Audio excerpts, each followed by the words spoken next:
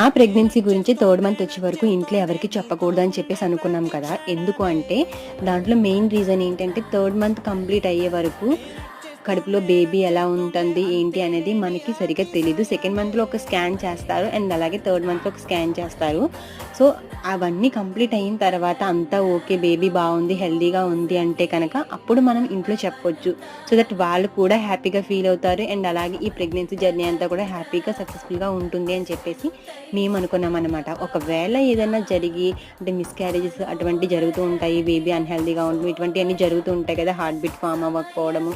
So, ఇలాంటి వైపు అంటే ప్రతిదానికి మనము 2 సైడ్స్ కూడా థింక్ చేస్తూ ఉంటాం కదా. ఏదైనా పాజిటివ్ అయినా, నెగెటివ్ అయినా సరే. మేము కూడా అలాగే 2 వైపులో ఆలోచించామన్నమాట.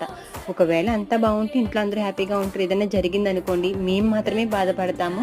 సో, ఈ విషయం ఎవరికీ తెలియకుండా ఉండాలని చెప్పేసి అనుకున్నామన్నమాట. నెక్స్ట్ ఏమైందనేది కంటిన్యూ చేస్తాను ఈ వీడియోలో.